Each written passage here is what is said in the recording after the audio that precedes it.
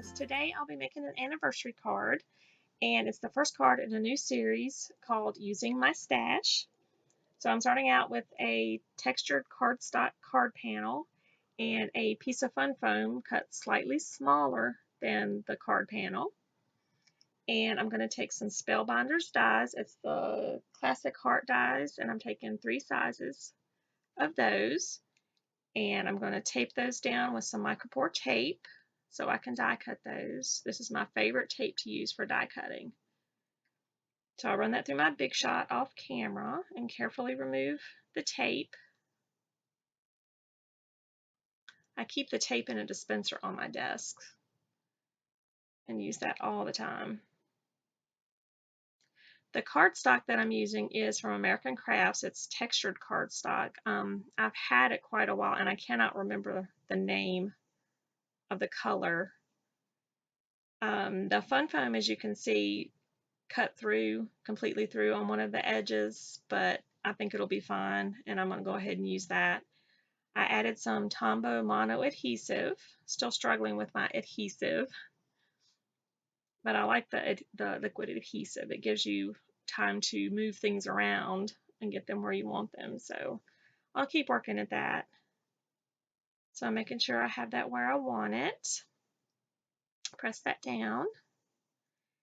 Clear off my work surface, and then I'm going to bring in some pattern paper. This is from SEI. It's from the Sweet Sora collection, and I purchased this from a group on Facebook, and I will leave a link down below to that group. It's her name's Sandy, the girl that has it, and she has some great deals on her scrapbook supplies. So here I traced around the card panel after I decided what parts of the pattern paper I wanted to show through the hearts. And I'm going to cut that out. I'm sure there may be a better way to do this, but this is how I do it. So it's a simple way. So I'm going to see that I cut that too large a little bit. So I have to take out my paper trimmer so I can trim it down a little bit. I want to make sure I'm keeping the parts that I want so it'll still show through the way I want it to. This is a really pretty paper. Some of the images on it are like a pearly or foil. I'm not sure, but it's got a little bit of shimmer to it. So I'm going to adhere that to the back of the card panel. My Tombow mono adhesive, and I think I maybe just need a new bottle. If you've watched some of my other videos, I've been struggling with this because it comes out in a big blob or not at all. It's all or nothing. So anyway, so I place that on the pattern paper. Press that down, and I bring in, I think I'm going to press it down some more. And I think I bring in my card base now. Yes. And it's a top folding card base cut from the same American Crafts textured cardstock. I laid the card panel aside and I brought out some stamp sets that I thought I wanted to use. The first one I'm taking out is Lawn Fawn Sophie's Sentiments, and I'm going to use the Happy Anniversary stamp, and I want to use it separately, so I'm going to do a little stamp surgery there, and I can use it this way or I can put it back together if I need to later. So, and then I'm going to take out the Spellbinders 15 Candles stamp set. I'm going to take out the 5 and the 4 and the TH if I can find it.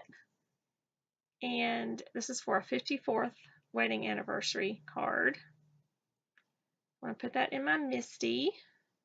And I apologize for the huge glare on my MISTI cover. So I'm going to use some Lawn Fawn Wild Rose ink to ink that up and stamp that inside my card. ink it up again. And I think because it's a textured cardstock, even though it's the reverse side, it makes it a little difficult to stamp on, but it did okay. So then I'm going to attach my card panel with some more Tombow Mono adhesive, if I can get it to come out. And attach that, press that down, make sure it's straight. I fuss with things a lot. Lay that aside, then I'm going to take out my Misty again, and I have another piece of American Crafts textured cardstock, and I'm going to take this Hero Art stamp set, and I'm using the A Day to Celebrate sentiment. And I'm going to make sure I have that where I want it. Then I'm going to use the Wild Rose ink again, ink that up. And I think I ink it up again. I think I do this just because I can. I love my Misty. If you notice, my Misty is a little bit faded from leaving it out on my craft desk. So anyway, trimming this down. I'm going to create a little banner for my card. I'm seeing how big I want it. And then I just do the little fishtail ends. You cut right in the middle, and then you cut in from each side, and it makes a little fishtail. And I'm still practicing at this. Sometimes I don't get it in the center, but I think I did pretty good this time. So I considered using some foam tape to put my sentiment down. That's why that's laying there. But I decided to just use a couple of foam squares underneath the sentiment because the panel is already raised. So put that down, get that where I want it. Oh, I'm going to add some more adhesive to the other sides of the sentiment strip. Take off the backing of the foam squares, put that down, and that's my card. I'll try to be back with another card in this series pretty soon. I hope you will come back and visit me. Take care.